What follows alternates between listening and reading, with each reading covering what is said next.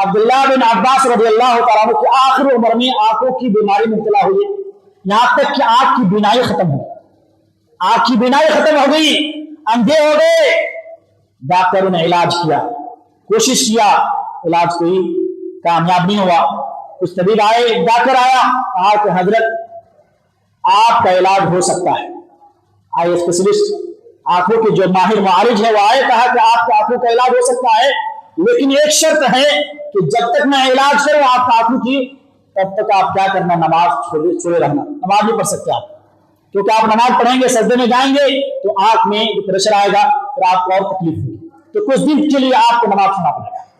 अल्लाह कुर्बान जाइए साहबा पर, हमारा आप होते तो और खुश हो जाते। वैसे भी हम नमाज छोड़ते हैं, लेकिन हम सबको अफसोस नहीं कि हमने अल्लाह के हुकूक अदा नहीं किए हैं, अल्लाह ताला क्या अजाब होगा।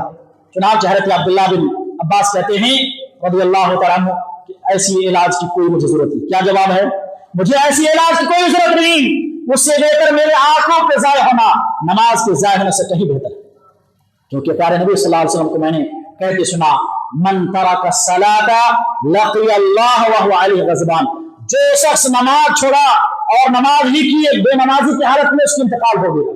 मन तरका सलाह, जिसने नमाज छोड़ी, बेनमाजी की जिंदगी गुजारी और उसी हालत में उसका इंतकाल हो गया, वह हुवा अलैहि ग़ज़बान, तो अल्लाह से इस हाल में मुलाकात करेगा कि अल्लाह ऐसे लोगों पर सख्त अल्लाह गजब नाजिल होगा, अल्लाह की नाराजगी नाजिल होगी। अल्लाह से हम दुआ करते हैं कि अल्लाह ताला मुझे और आपको नमाजों की पाबंदी करने की तौफीक ना फरमाए, खुसूसन नमाज असर और नमाज फजर की पाबंदी करने की तौफीक ना फरमाए। अल्लाह जो लोग बेनमाजी हैं, अल्लाह उन्हें नमाज की पाबंदी करने की तौफीक दे। अल्लाह जो लोग बीमार हैं